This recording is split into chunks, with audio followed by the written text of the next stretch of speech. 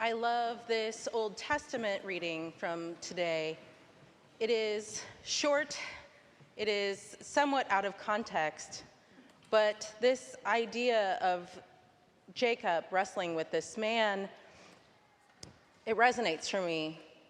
The story of Jacob is a great story. There aren't a ton of stories in the Bible that have a full kind of beginning, middle, and end. And so I really enjoy this one and I commend it to you. But Jacob is the second son of Isaac, and Isaac is reaching the end of his life. He's gone blind, and he knows that the days are short. And so he calls in his eldest son, Esau, and he tells him, Esau, go and kill an animal and make a savory stew and bring it in, and I will bless you. And so Esau goes to hunt. But Rebekah hears what Isaac has asked, and she sends Jacob to kill a couple of goats. And she says, go, kill some goats, bring them in, I will make a savory stew so that you may have your dad's blessing. And Jacob says, we'll never trick Dad. This is funny. Esau is hairy, and I am not. Rebekah says, it's okay, I got this. So she makes the stew. She puts fur on his hands and on his neck and drapes him in Esau's coat. And he goes in, and his dad says, which of my sons are you? And Jacob says, I'm Esau. Or Isaac, sorry, thank you. Jacob says to Isaac, now I'm confused. Okay, I got this. So Jacob says to Isaac, I am Esau. And Isaac says, you don't sound like Esau. And he says, here, feel my hands. And he puts his hand out, and he's hairy enough to be furry. And Isaac says, you smell like him. You don't really sound like him. And so they eat the stew together. Isaac gives him the blessing.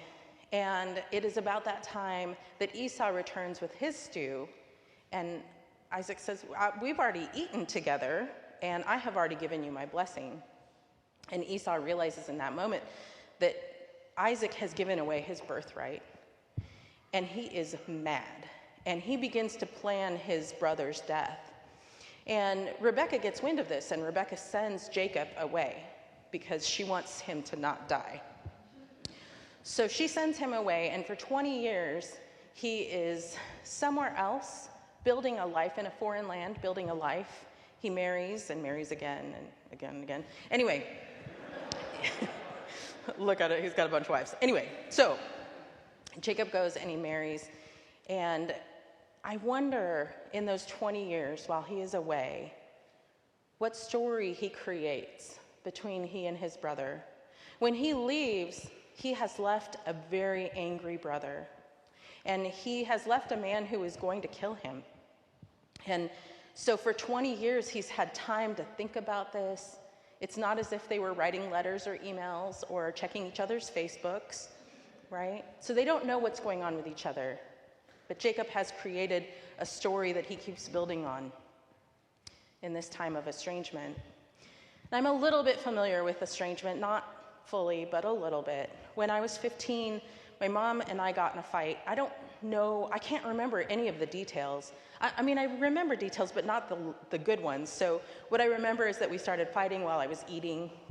I remember what I was eating. I remember who was in the room when we started fighting. I remember that it began to escalate very quickly because when I was 15, I was really spicy for my mom.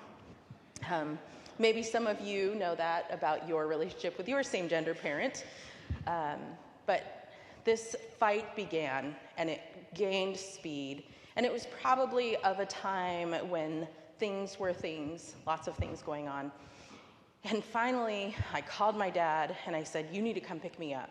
And so my dad, who was across town, came to pick me up. But on his way, I yelled swear words at my mom, and I left. And I started walking, and my dad picked me up. And for 8 months, my mom and I didn't talk. And I built a story for myself.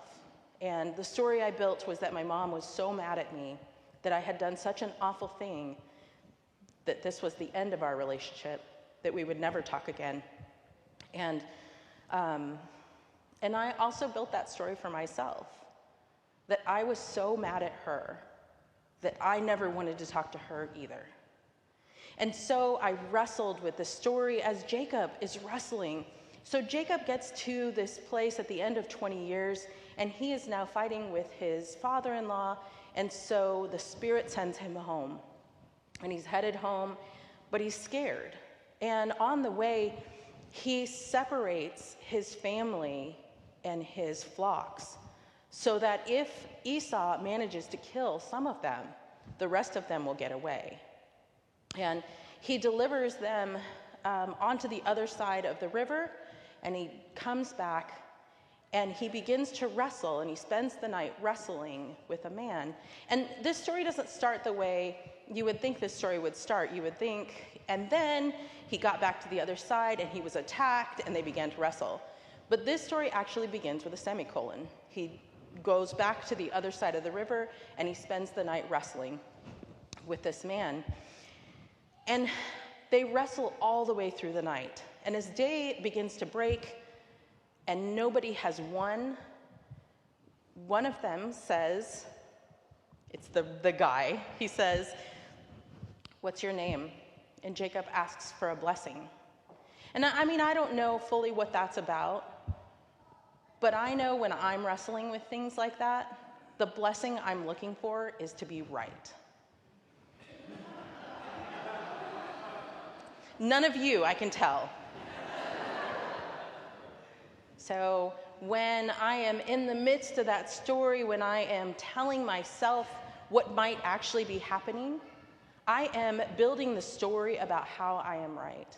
And I wonder if for 20 years, as Jacob built on the story of what happened between he and his brother, what things he put in his story. Was he sad? Was he mad? He was obviously scared. Who did he bring into that story? Have you had those times when you are separated from someone or something? When you are in a situation where you, in the dark hours, begin to build a story for yourself? I think it's not uncommon. And so I wrestled with my story, and I looked for the blessing, which was to be right. And Jacob looked for the blessing in his story. And in the midst of it all, the man who is not winning punches him in the hip and leaves him limping. And that makes sense to me too. These nights, these days, these weeks, these months, these years can leave you limping as well. And there came this day, my mom and I are stubborn women. I think that's probably hard to tell. But I thought for sure that she would never call, and I certainly wasn't going to because I was right. But one day, after 8 months, she called. It wasn't magic. It wasn't the dear and amazing Hollywood version of what would happen. I remember it being a quiet conversation, and I remember that slowly we began to limp to each other. And as Jacob limps towards Esau, he has continued to build the story. And so he sends ahead gifts to Esau. Please don't kill me. Gifts to Esau, right? And as soon as he sees Esau, he falls onto the ground. 7 times he falls onto the ground in sorrow, in apology. And when Esau is close enough, they fall together weeping, because Esau is so glad to see his brother. And they limp together into their next story. It's not magic, but they walk together for a while, and it's clear from the little snippets that we have for the rest of Jacob's story that they have made a life together as brothers once more. It turns out that sometimes being right isn't the blessing that we hope it is. One of my seminary classmates said, the best advice that he received in his premarital counseling was that it's better to be right.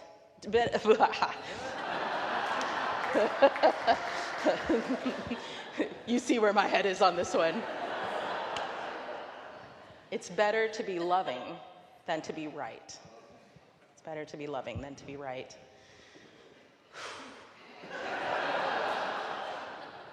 Oh man, I'm telling a lot about myself here. I'm feeling a little vulnerable. It is the blessing that Jacob is hoping for, and so much more than he imagined. It's so much more than he imagined. And so this day, he makes it up the hill, and Esau loves him and hugs him, and they weep together. And you know, human relationships are complicated. It's true. Situations are complicated, and they don't always end with weeping and joy and connection and perfect resolution. But the good news for us as followers of the way, the good news for us all, is that God is always, always on that hill, waiting for us to return with love, with tears, with God's perfection. That there's literally nothing that we can ever do that would change the heart of God, that would change the fact that God is there waiting on that hill for us. May we always, always remember the blessing of love when we seek the blessing of right.